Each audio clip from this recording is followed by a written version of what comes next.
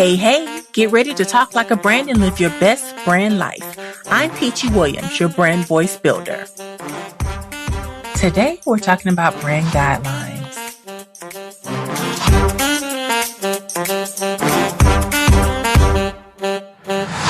Have you ever wondered how businesses always stay consistent in almost everything they do? From how things sound to how they look, from the way videos come across, from the way billboards are portrayed, the way you see commercials laid out. All of that is because they have brand guidelines.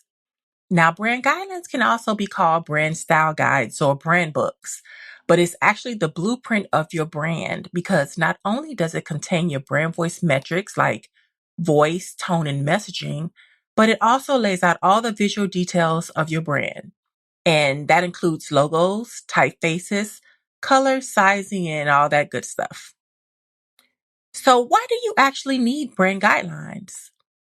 This particular document helps your content creators communicate consistent messages to your audience, and it keeps you on brand. So think of it like a guide for the entire creative process, giving you flexibility in what you do. This also helps with your awareness and it helps build trust. When you're creating these brand guidelines, there are 7 essentials that you must have. One is your brand's history, your vision, values, and personality. Whoever's reading your brand guidelines, they need to know where this is coming from and what your business stands for.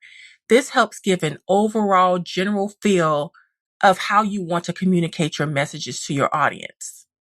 Number 2, the guidelines must include your mission and vision statements and also your tone of voice.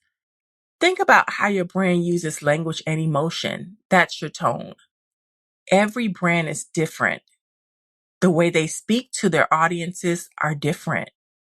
You need to be able to put that down somewhere in a guide to help people understand the messaging that they should be putting out for your brand, the way things should look. It also shows where your business is going. It kind of portrays your vision and, of course, is carrying out your mission, right? Another essential is how you use your logo.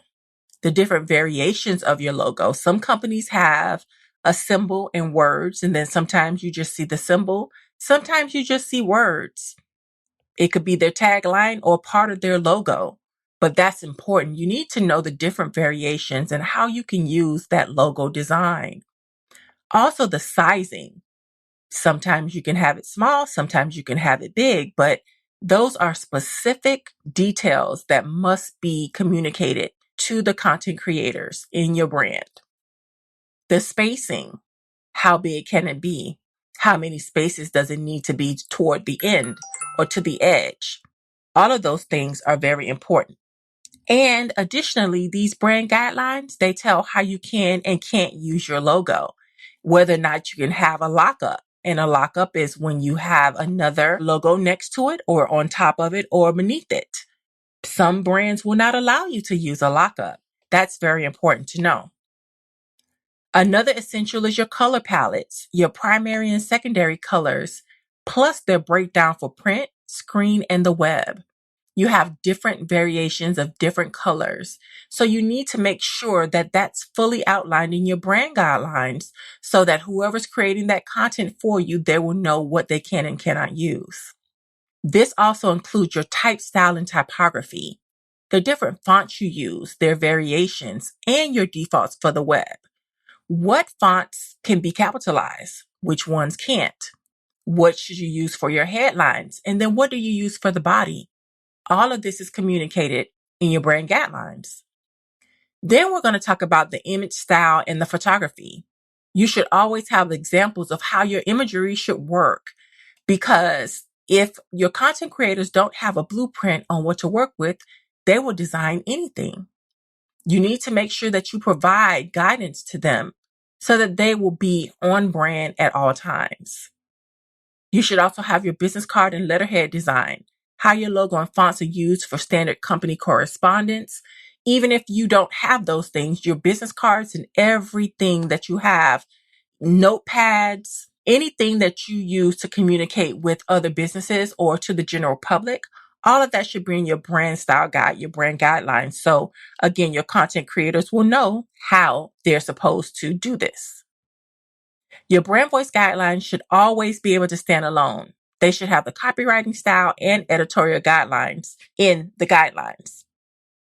So for more advanced guides, those usually include your social media profile page applications, brochure and flyer layout options, design layouts and grids, website layouts. Yes, some brand guidelines show how the website should look and feel. Your signage specifications. If you're a company that has banners, you make banners, or you make table tents or anything of that nature, or if you have products, all of those need to be specifically outlined because you need to know where can the logo go on a specific product. Can it be front facing? Does it have to be behind the object? All of those are very, very important. Your brand guidelines should also have treatments for advertising and more. So always remember, your brand guidelines should be flexible to allow creativity, but also cohesive and structured enough to keep your brand recognizable. Consistency is key.